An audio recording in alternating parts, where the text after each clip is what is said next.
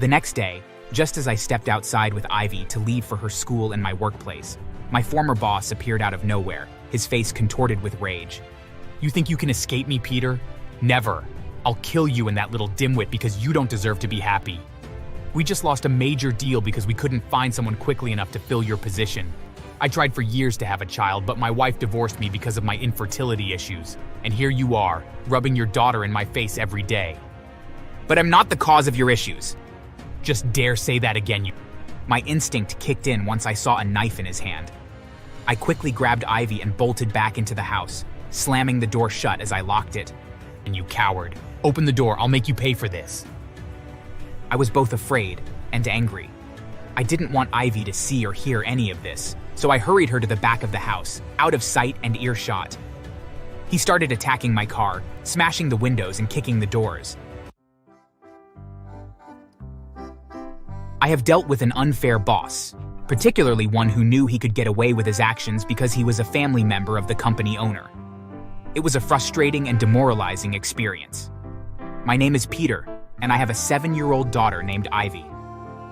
After Ivy's mother passed away following her birth, I was left to navigate the world as a single father.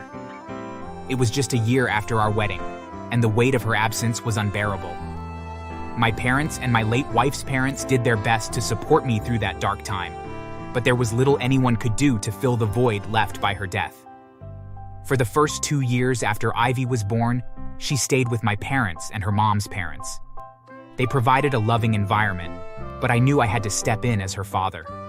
I didn't want her to grow up feeling like she had lost both her mother and her father. When she turned 4, I decided it was time for me to take over. I wanted her to feel my love and presence, not just the love of her grandparents. Unfortunately, things took a turn when I lost my job when Ivy was 6. I had been fortunate enough to find a good position that helped me care for Ivy, but the company went bankrupt, leaving all of us workers scrambling for new opportunities. I had enough savings to keep us afloat for a couple of months, but I knew I needed to find work quickly. After 2 months of searching, I was relieved to land a new job. The pay was decent and the people seemed kind. However, my optimism was short-lived, as I soon learned that my manager had a different agenda. From the moment he discovered I was a single father, he made it a point to make my life miserable. One day, I received a call from Ivy's school informing me that she had fallen ill and needed to be picked up. I rushed to inform my manager, hoping for a little understanding. Instead, he said, "You know, Peter, some of us are here to work, not to play house. You need to prioritize your job. Right now, you must choose between your job or that miserable personal life of yours." I had to call my sister, who rushed down to the school to pick Ivy up and took care of her.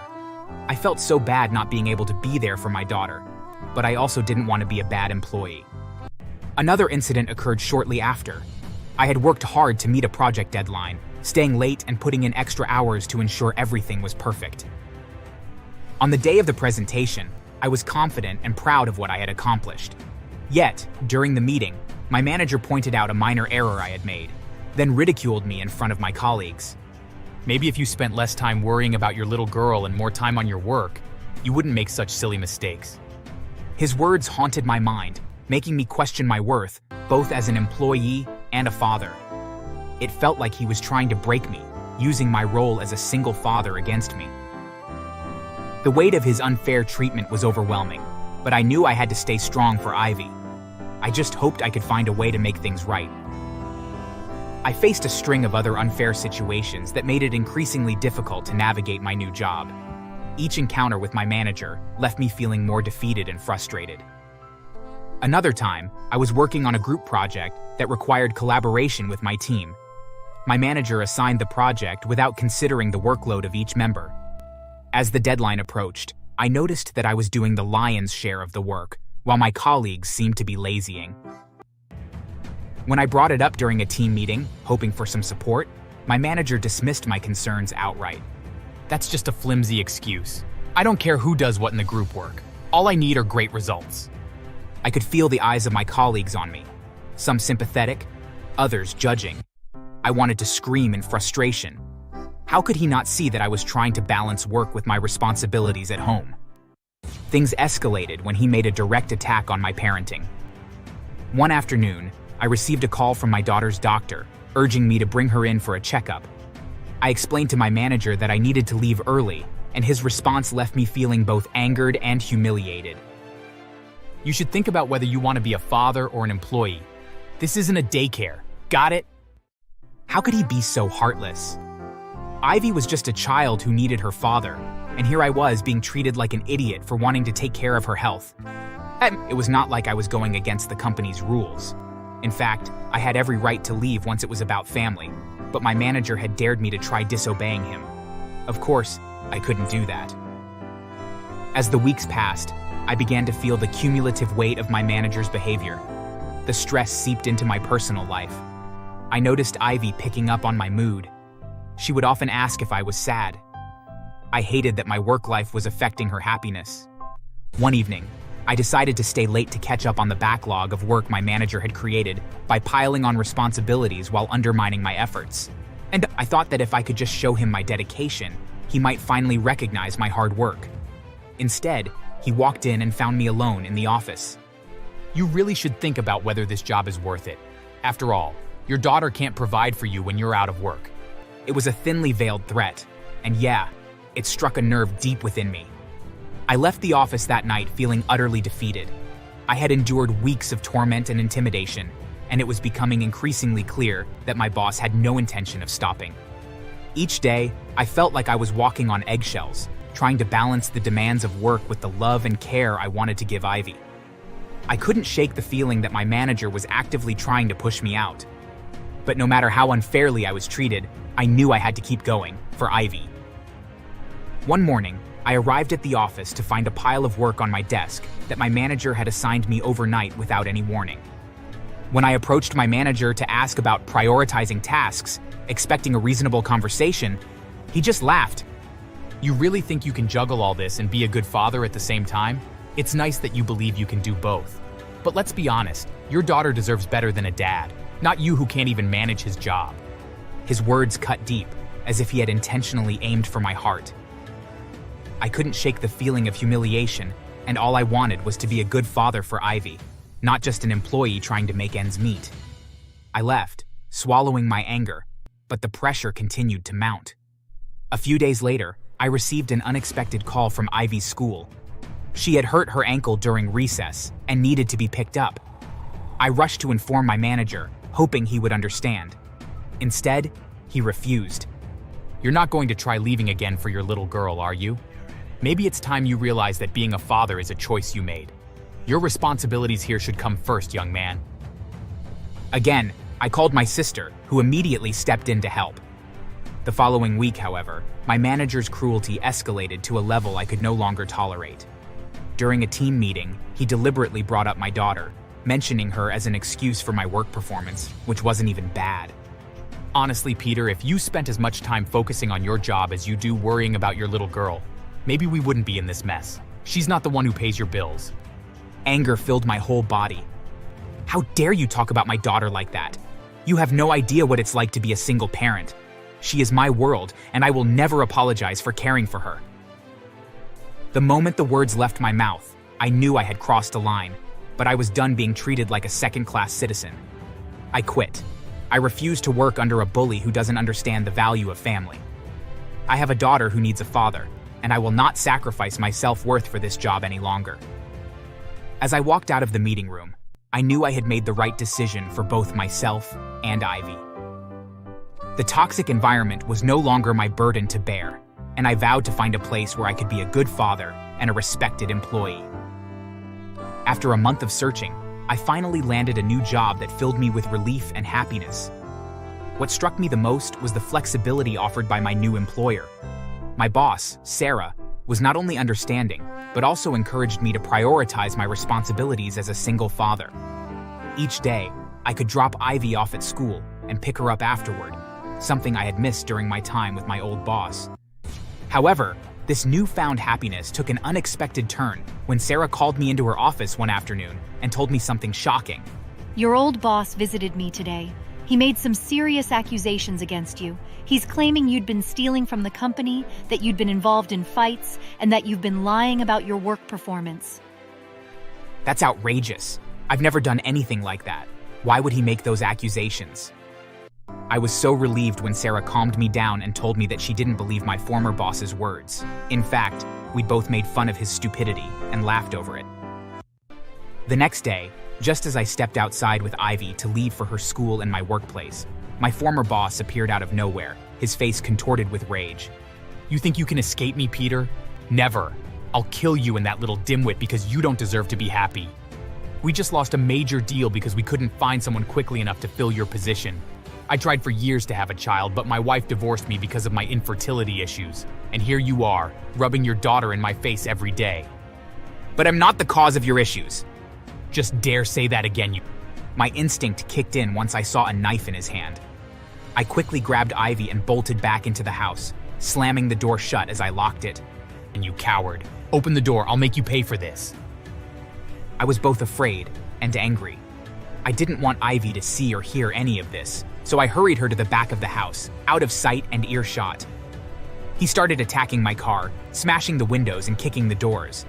I quickly grabbed my phone and called the police, my hands shaking as I reported the assault. Within minutes, the police arrived.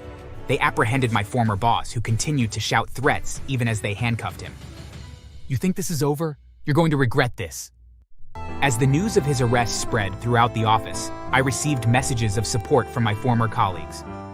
Many expressed their happiness at finally seeing him face consequences for his actions. Several employees stepped forward, agreeing to testify about his mistreatment and bullying. The court proceedings followed quickly, and my old boss was sentenced to jail for his violent behavior and abuse to workers. The judge also ordered him to pay for the damages he had caused to my car. I felt vindicated. The company also fell because workers began to resign when they employed a new manager who was the younger brother of the former one. By the end of the year, the company had closed down, and my former boss had been transferred to a different prison because he was being severely bullied by other inmates after they learned of his crimes. We even heard that sometimes the other inmate will take his food, and he had grown very thin. I guess the bully finally got bullied? Life does come around as it goes. Ivy is 15 now, and we've been living happily. Thanks for watching.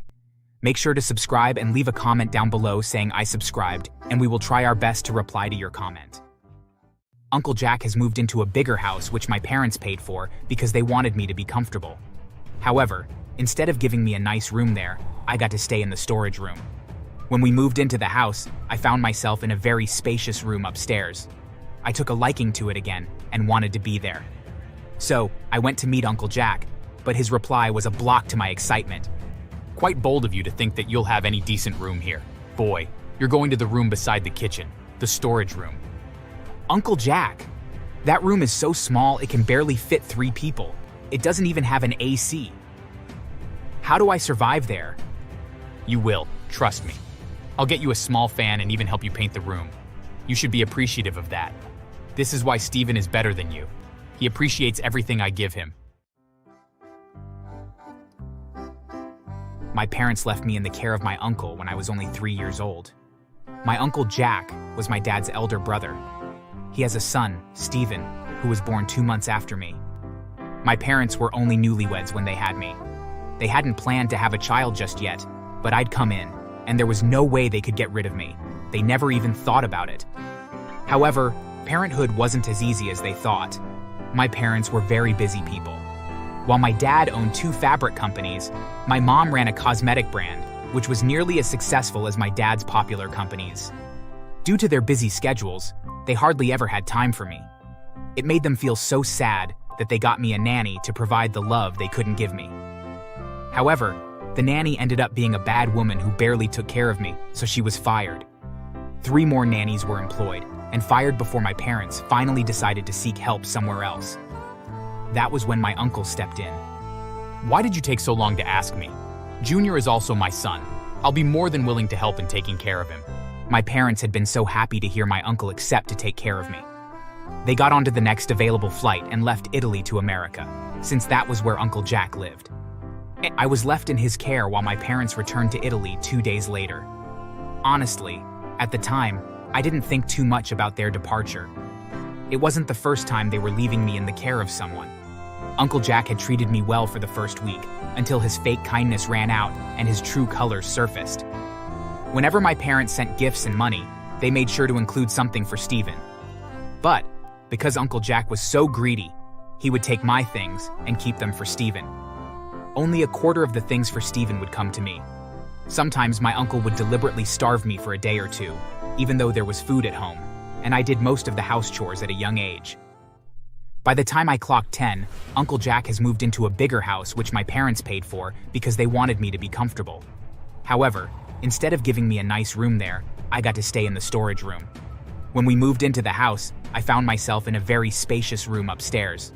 I took a liking to it again and wanted to be there. So, I went to meet Uncle Jack, but his reply was a block to my excitement. Quite bold of you to think that you'll have any decent room here. Boy, you're going to the room beside the kitchen, the storage room. Uncle Jack, that room is so small it can barely fit 3 people. It doesn't even have an AC. How do I survive there? You will, trust me. I'll get you a small fan and even help you paint the room. You should be appreciative of that. This is why Stephen is better than you. He appreciates everything I give him. I wanted to say that Stephen only appreciated it if he got anything without needing to shout. When it was Stephen's turn to choose a room, he picked the exact one I picked earlier, and Uncle Jack smiled at him. You're so respectful, my boy. I'm glad you're learning so many good things instead of complaining and talking back to your elders. On my 15th birthday, 12 years after my parents left me in the care of my uncle, they visited America again. They'd finally found time to visit me. I was so happy. My parents didn't abandon me. They called me every week, sent enough money for my upkeep, even sent pictures of them, and requested for mine too, which my uncle always sent. He never let me lack food, because he couldn't afford making me look unhealthy. He also bought me new clothes, specifically for video calls with my parents. Seeing all of that, my parents never suspected him. The day my parents were supposed to visit, my uncle moved my things into one of the nicest rooms in the house which I had to stay. I was shocked. When they came, I was filled with excitement. My uncle drove Stephen and I to the airport to pick them. When they hugged me for the first time in 12 years, my parents burst into tears. I couldn't help but cry too. I tried to tell my parents what was going on, but they didn't believe me because of how they saw my uncle treating me, as well as the room and laptop I had been given the day before. Well, they stayed with me for a whole week, and that was the best week of my life. My dad told me he already established another company, and my mom now ran a whole fashion house. I got to know that they'd also written their wills, and I owned everything. The mistake they made, however, was saying all of that in front of Uncle Jack. After they left, he spoke to me. Don't think I'll ever let you alone have all of that property. Don't even imagine it, got it? Of course, I told him I understood. My life without my parents resumed. After my 14th birthday, I began getting bullied at school. I would tell my uncle, but how could I possibly tell him Stephen was also part of my bullies? I was getting drained emotionally with no one to speak to. I had no friends because Stephen had spread filthy rumors about me to everyone. He's nothing but a pauper. My dad sponsors him, and that's the only reason he's here. No one should go close to him. Well, my parents were the ones sponsoring both of us, and he only attended that school because of me, and not the way he'd twisted it to be. But who could I tell? No one would believe me. Stephen used all the great gadgets and outfits my parents bought me, while I had to wear and use hand-downs. The time my classmates completely blacklisted me was when Stephen had made me wear his shoes, only to lie to them that I'd stolen them. Wear the shoes, okay? Just look good today, and make sure you avoid me, so no one thinks in the direction that the shoes are mine. When he said that to me that morning, I was so happy and thought Stephen was finally starting to like me.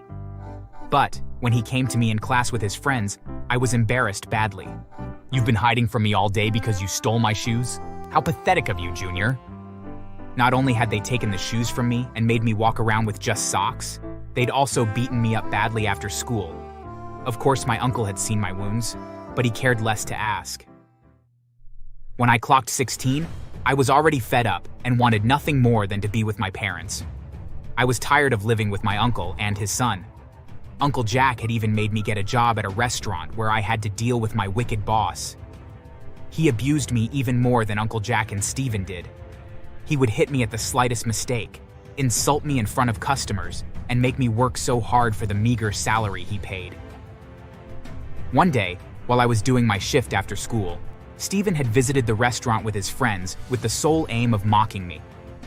I approached their table to ask what they wanted, and they kept making me go back and forth, ordering things one at a time instead of making a straight order. They kept laughing loudly at their table. My boss forced me to go warn them twice, but I received 2 slaps the both times I went to warn them. After they'd finished eating, they refused to pay. I was caught unaware when they ran out of the restaurant, laughing mockingly as they watched me try to chase them. I wailed and begged them to pay, but they managed to escape. When I returned to the restaurant, I expected my boss to fire me, but he smiled at me instead. A purely wicked smile. Don't expect a salary by the end of this month. Their bills will be cleared with your salary. My heart was shattered. After work that day, I didn't go home straight. I sat by the roadside and cried my eyes out until a kind woman approached me, and she changed my life for good. She owned a restaurant too, and volunteered to let me spend time after school there with her after I told her my story. Life began getting better for me. I quit my job at the first restaurant after the kind woman, whose name was Vera, gave me the money to pay for the good Steven and his friends had eaten. She didn't let me work. Instead, she simply taught me how to cook since I'd requested. She fed me well and even got me a phone. Of course, I hid it from my uncle and Steven. 3 months later, she encouraged me to call my parents and let them know about what was going on. I was able to get their number from Uncle Jack's phone, and when they knew about everything, they couldn't stop apologizing. The first thing they did was to stop sending any money to Uncle Jack. Instead, the woman received the money and took good care of me with it.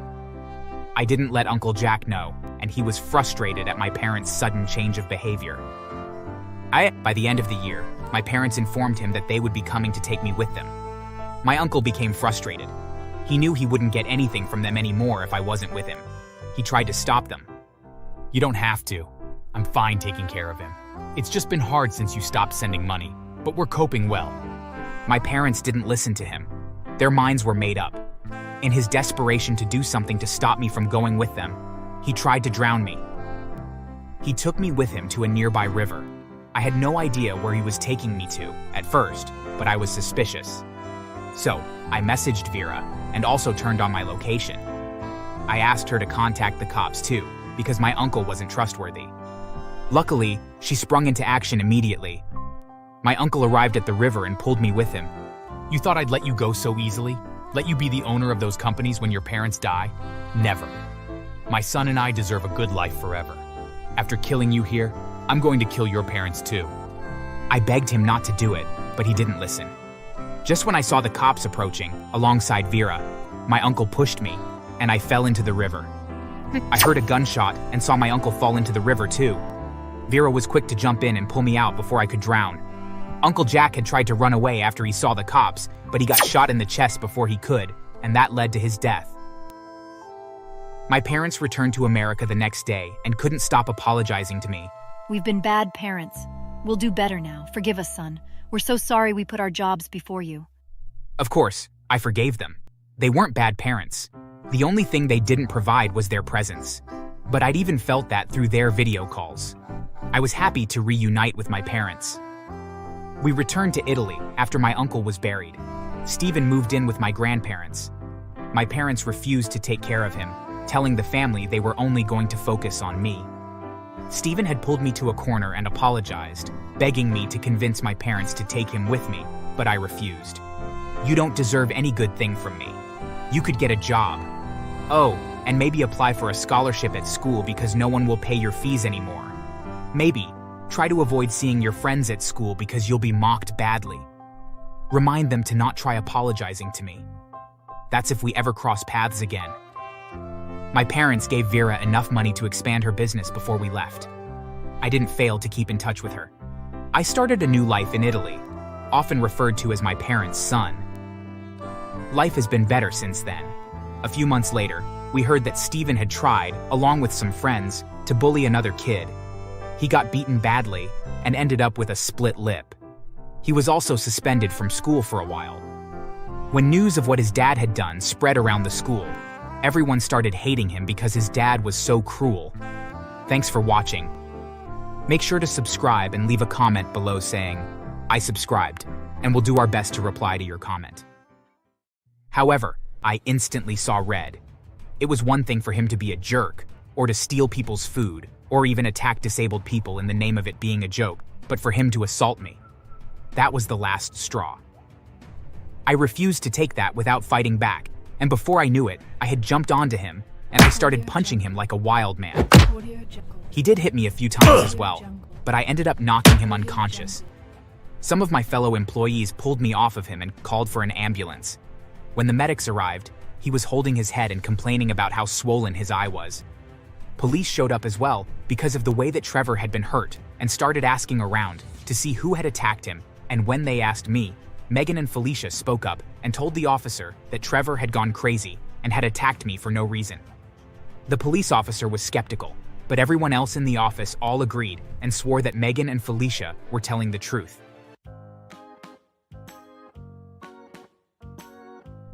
Hi, my name is Derek, and I had the boss from hell. I know lots of people say that, but mine was an absolute monster. He was such a terrible boss, and a person that I almost ended up going to prison just for finally standing up to him. Let me start off at the beginning, though.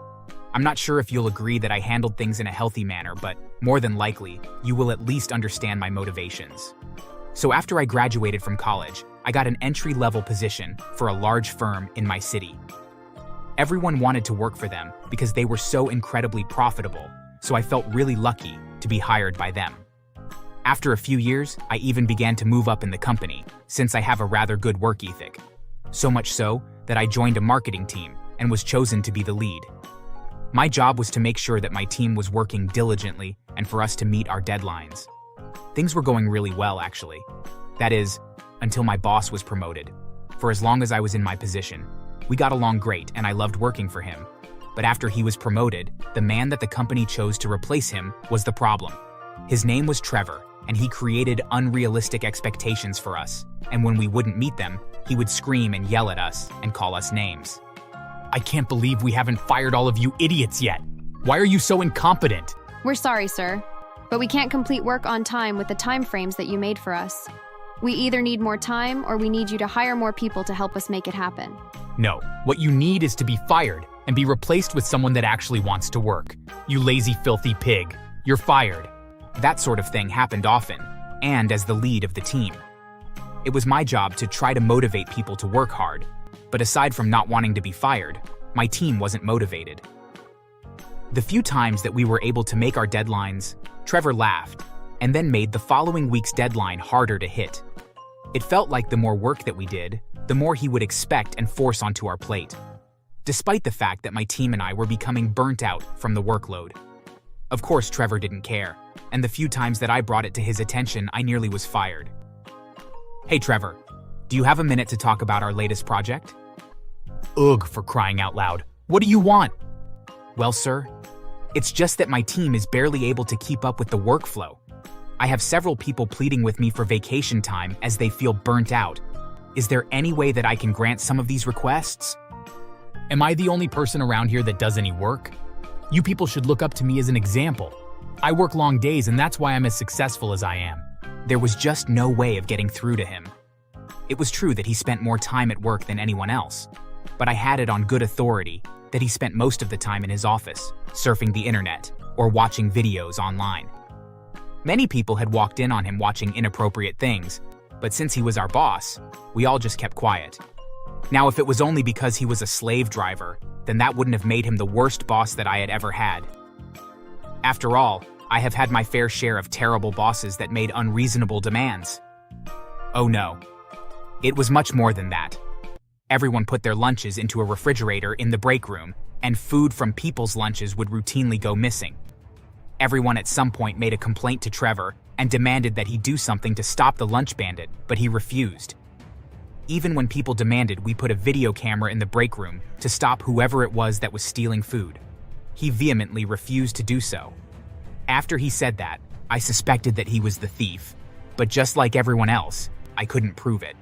But again, if that was all there was to it, then I could just chalk it up to Trevor being a jerk. But what made him a monster was the way he treated Megan and Felicia. Both women had disabilities, and Trevor loved to play practical jokes on them. Although just like with the food, no one ever caught him in the act, and therefore no one could prove that he was the joker that harassed them.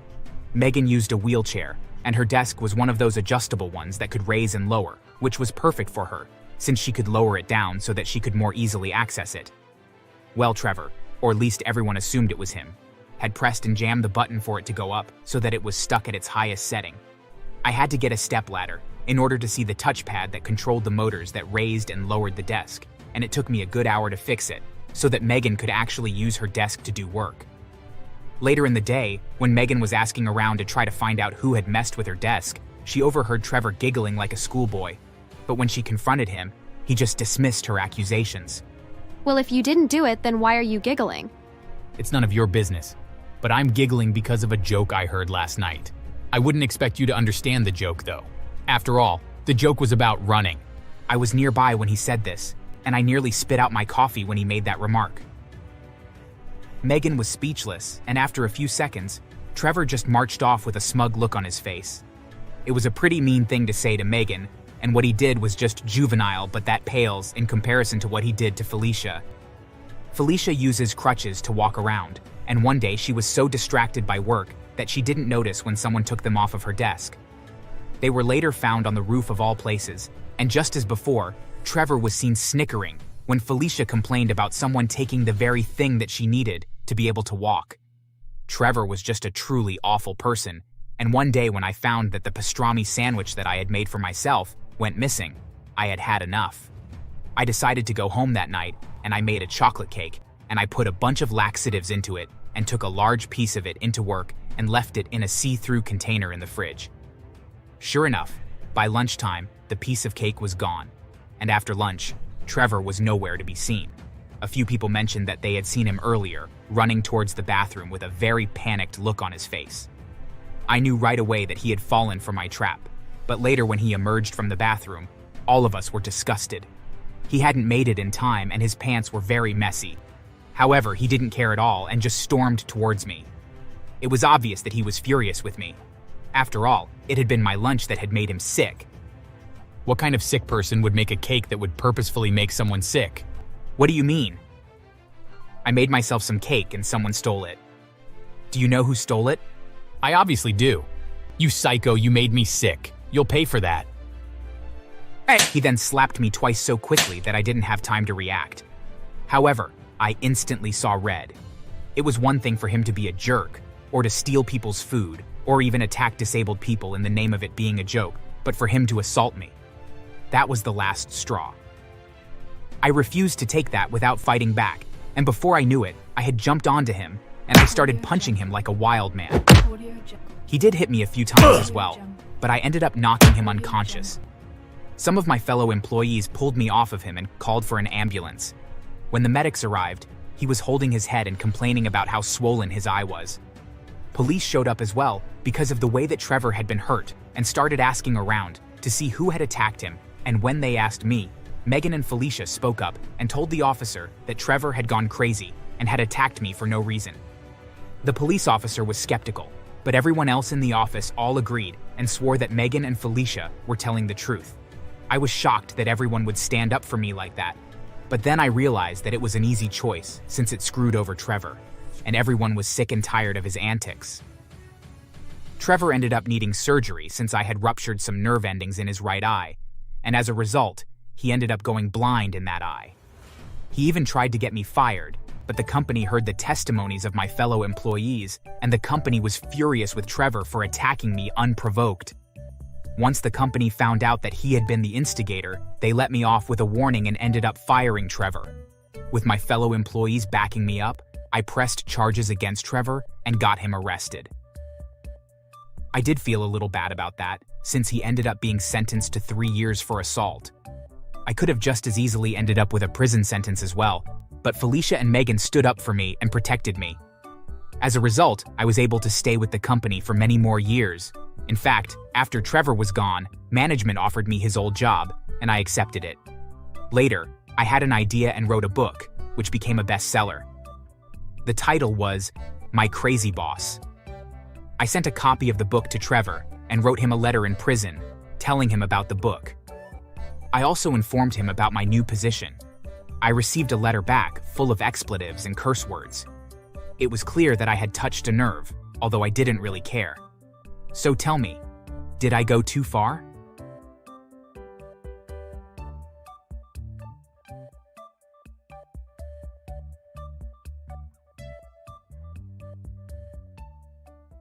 During exam season, my father came to give me an ultimatum. This can't go on like this. We're losing a lot of money because of you. Do you want to end up like your Uncle Albert, who studied until he lost his mind and now lives in a filthy apartment on the outskirts? I didn't say I wanted to stop working with you. I can do both at the same time. No, clearly you can't, and you'll have to choose. Either continue working with us where you belong and quit school, or continue in that stupid pursuit of knowledge and say goodbye to this family forever.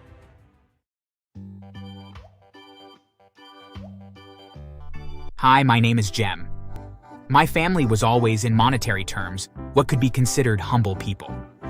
We didn't possess much, but what little we had was enough to lead a decent existence without having to endure deprivation. My parents had a small fast food business. They had an old van that they used to drive around the city daily, looking for potential customers. Since they didn't have their own establishment to sell their hamburgers, the back of that vehicle served as a kitchen, where my mother used to prepare the food that would later be sold.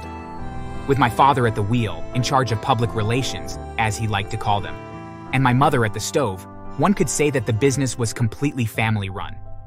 Not only did they strive to make it succeed, but from a very young age, they insisted that my brother George and I participate in the business.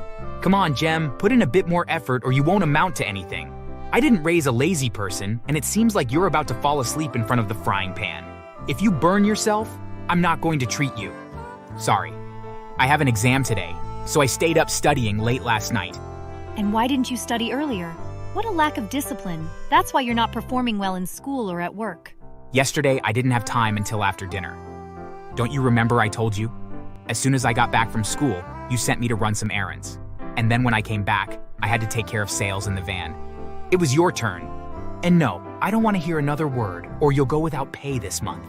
The pay I received was actually miserable, barely $50 a month, which I couldn't even spend on treats, but had to reserve for buying school supplies.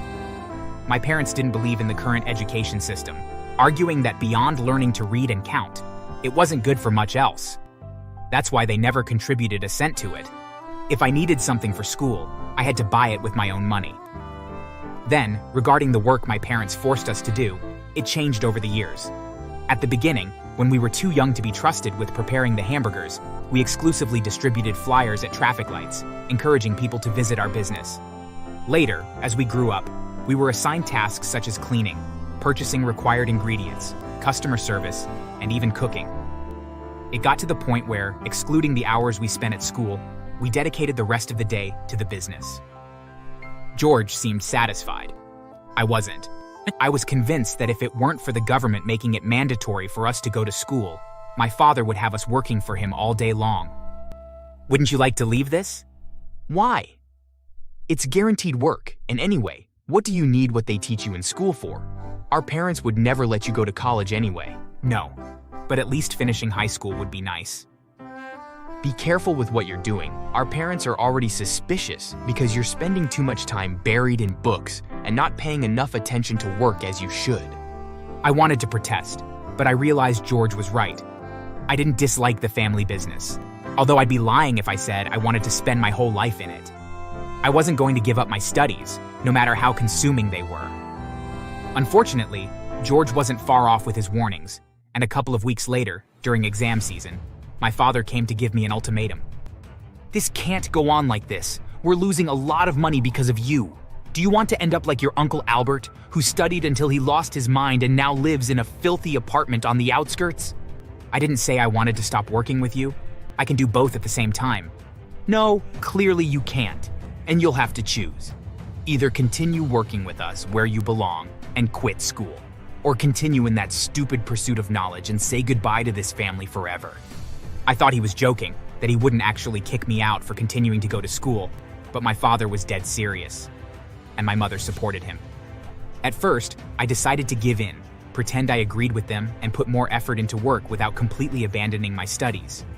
But as soon as I finished compulsory schooling, it became clear that my parents didn't buy my little act. Repeating the threats my father once said to me, they didn't wait to hear my opinion before throwing me out onto the streets with the few possessions I had. I was 14 at the time and didn't know where to go.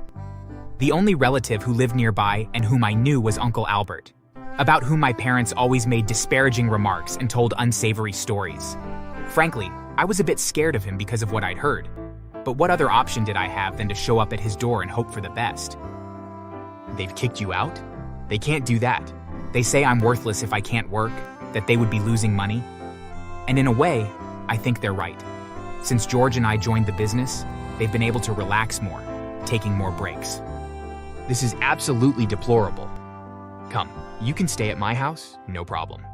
It turned out Uncle Albert wasn't the crazy person I was led to believe. On the contrary, he was incredibly kind and grounded. He sympathized with me from the get-go when I told him my story, arguing that what my parents had been doing to me was abuse, and that I should never have been given the option to leave school at such a young age.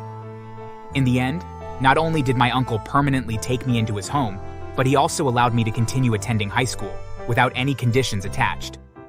Uncle Albert wasn't rich, but he wasn't as poor as my parents claimed either. He lived in a modest apartment, yes, but it was cleaner and tidier than my own home.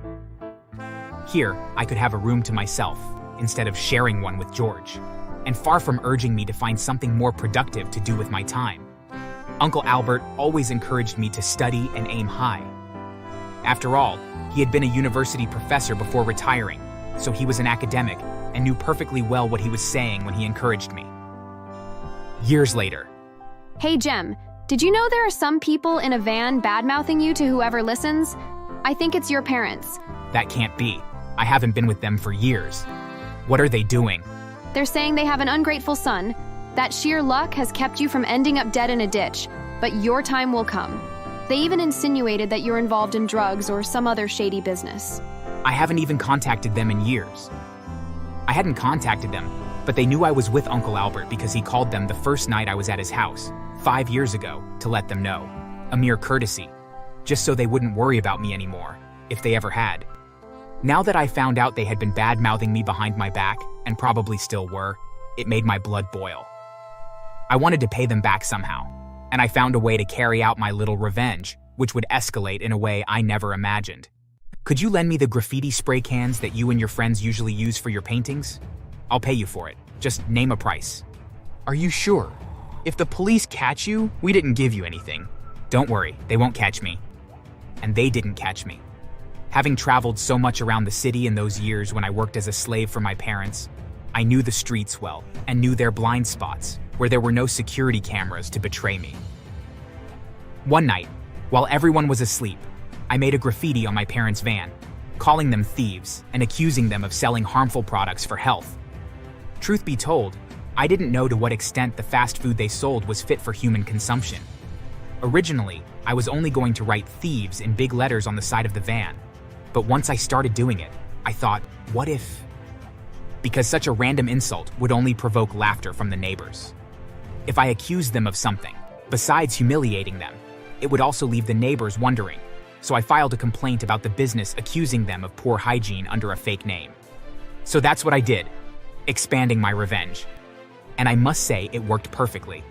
As I did the graffiti on the side where my relatives didn't get into the van, and it was still very dark when they started using it the next day, they never realized that someone had vandalized it until many hours later, having already driven through half the city, to the astonishment of the neighbors, when the police stopped them. Jem, did you know your parents are in custody? How? It's only temporary, while they investigate. But it seems someone accused them of selling food in poor condition, and the authorities started investigating. Your parents didn't have permission to have that business. They never got it. The place where they cook doesn't meet health standards, and it's very likely that they'll get a fine of thousands of dollars. Apart from having to close the fast food business, of course. I couldn't believe it. How had my plan worked out so well? Not only did my parents end up ruined, having to sell the van and much of their possessions to pay that fine imposed by the government, but it turned out that Uncle Albert had more money than they thought, and since I lived with him for many years, he decided to leave me his entire inheritance when he passed away, and I was rich. I managed to send George money whenever he needs it, but nothing for my parents. In the end, my parents ended up on the streets, without a single dollar from that supposed family business that was supposed to lift us out of poverty. And I, for my part, could continue studying, enroll in a university, and eventually get a good job, thanks to the unconditional support I received from my uncle. Thanks for watching. Please subscribe. An Indian girl. Are you crazy, Brian? Yes. His family weren't impressed with me.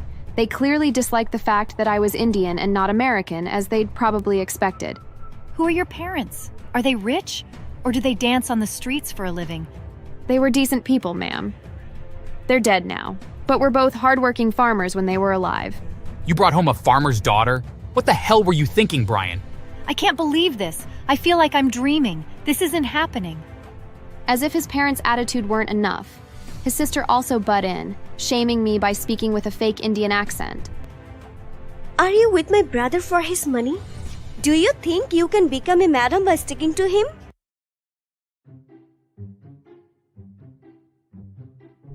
Hi, my name's Annika, an Indian lady who got married to an American man 3 years ago. I've been an orphan since I was 18, so I'd always dreamed of getting married and experiencing parental love from my husband's parents. However, the opposite was the case with Brian's parents. I met Brian, my current husband, during my college days.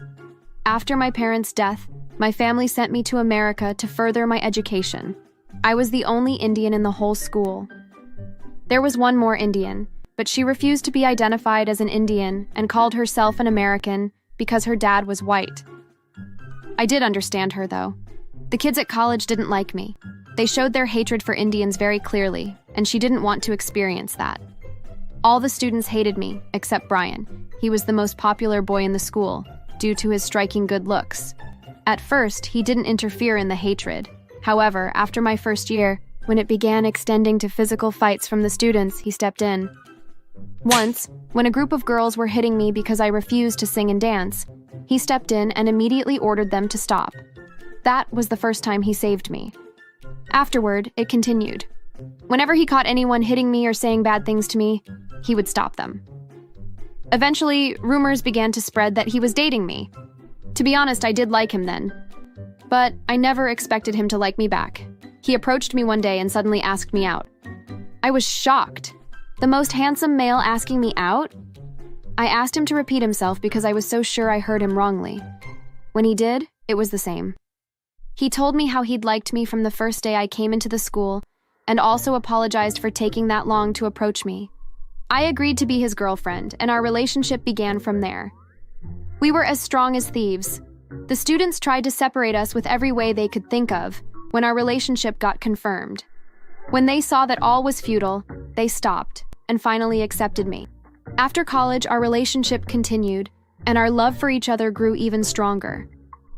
My late parents weren't rich, but they were very hardworking.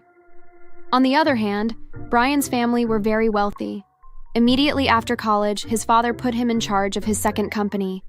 Brian, in turn, made me his personal assistant. At the time, his parents were unaware of our relationship. They rarely even visited the company, as they trusted their son. So I didn't meet them until 1 year later. Brian had begun planning toward establishing his own company, so he proposed marriage to me.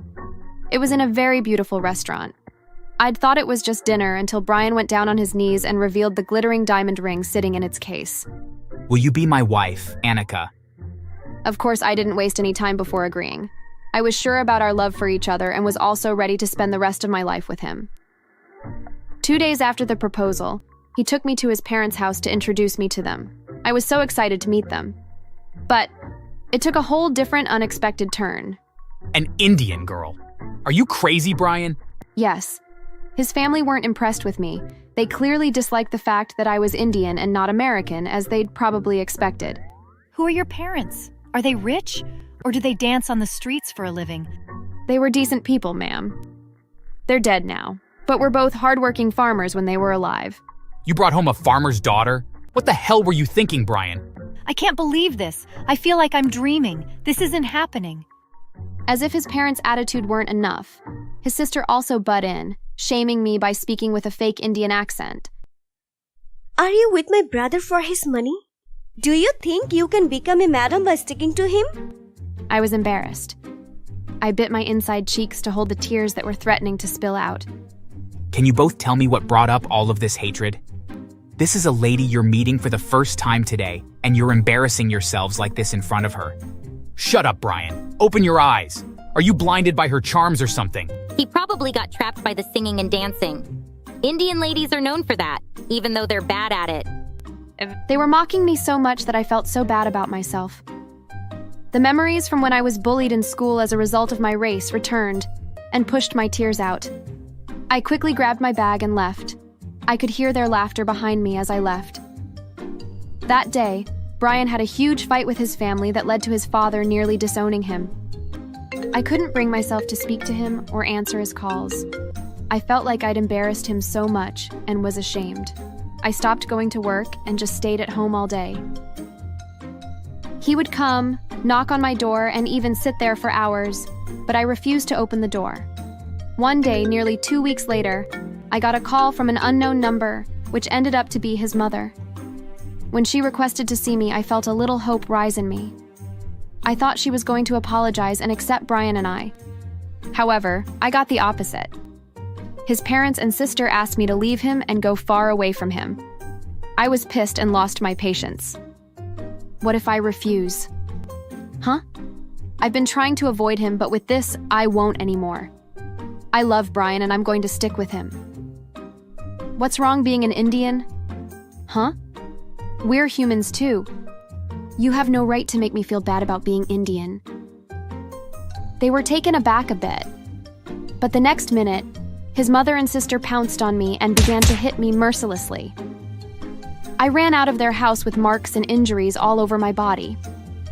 When I got home, I called Brian and told him what happened in tears. He quickly left work and went home, gave them a piece of his mind before he came to take me to the hospital. Fast forward to 6 months later, we both had a small wedding at our church, without his parents available. Only friends and co-workers were present, but we didn't mind. After our wedding, Brian left his father's company and started his own. Together, we began to grow the company. We stayed away from his family for a whole year. 1 year and 6 months later, Brian and I had pushed his company so hard that it was rated among the top 10 in the industry. One day, I sat him down for a conversation. "Honey, I don't like the fact that you aren't on speaking terms with your family because of me. Please, reach out to them." He vehemently refused, no matter how much I begged him. He told me how his father had been a racist to non-Americans. In addition, his father raised him to be the version of himself which he was unable to be. Every school he attended were schools his father wished to attend. His major was the one his father wanted, and he'd hoped Brian would take his company to be the #1 in the industry. He disliked his father for making him live a life for him. He was able to take all of that in, but he drew the line when it came to me. I love you, Annika. I can allow anything else, but I'll never allow them to decide who I'll be spending the rest of my life with. I can't sit and watch them make me lose the first woman I've ever loved. I was touched and determined to make him happy, seeing how far he could go for me. Together, we pushed his company even more. Soon, we were among the top 2, having to compete with just his father's company. Brian did not only want to defeat his father, but he also wanted both his companies off the top 10 chart. Of course, I supported my husband. The universe stood by our side and helped our sales and popularity increase even more. We celebrated our 2 years anniversary alongside the company being #1. That angered my father-in-law. He found our home address and paid us a visit with his wife. They both threatened to do unthinkable things to us if we didn't step back for him. I dare you, Father. Is this what you were scared of? Is this why you made me live your life? I'm better than you, Dad. Accept that. I didn't think my father-in-law would do anything until I was suddenly kidnapped, a month after I got pregnant. My father-in-law was behind it. Torture the Indian cow until she begs for death. I would have been killed without anyone knowing my whereabouts. But luckily, I had earrings that could help in tracking my location. Brian had gotten it for me a week ago. His father's company's sales had reduced even more after my husband's company partnered with 2 other companies, bringing them to top 3 and pushing my father-in-law's to #4. He was suspicious of his father doing something to me, so he had me wear the earrings. Apart from location tracking, it could also make recordings if I touched it. My father-in-law's hand had touched the right one when he slapped me, so the conversation was recorded. Brian informed the police when I got missing, and plans to rescue me were made. Brian secretly came with the police and the media on the third day. When my father-in-law and the kidnappers realized the police were outside, he tried to run and jump through the window. However, due to his size, he got stuck. Unfortunately for him, the media captured everything, leading to the apprehension of him and the kidnappers. The news spread like wildfire. The headlines were about my father-in-law kidnapping me because he was a racist and didn't want his son to marry an Indian.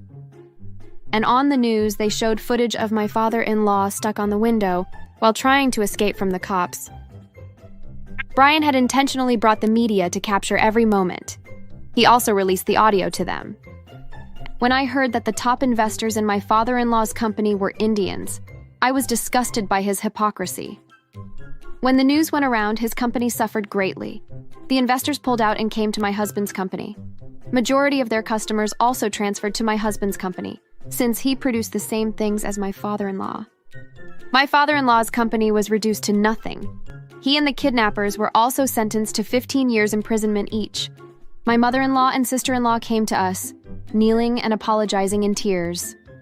They had nothing left. Their workers had resigned and most got employed by Brian. The company had become useless. They knew they'd be broke soon. However, Brian and I refused to forgive them and had them chased out. When they continued visiting, we put a restraining order on them. We later heard that Brian's sister got married to an alcoholic who constantly beats her, while his mother now works at an Indian restaurant where she is constantly being bullied. I hope she is doing better, but apparently her boss is very strict and forces her to dress like an Indian while at work. After I birthed our son, Brian got another certificate on the course he wanted and afterward started another company. I was in charge of the first one while he grew the second one. Soon that also became widely known. Life was going well for us, and we couldn't be more grateful. I did beg my husband to forgive his mother and sister, but he refused and asked me to never speak about them again. Of course I won't. Thanks for watching. Make sure to subscribe and leave a comment down below saying I subscribed, and we will try our best to reply to your comment.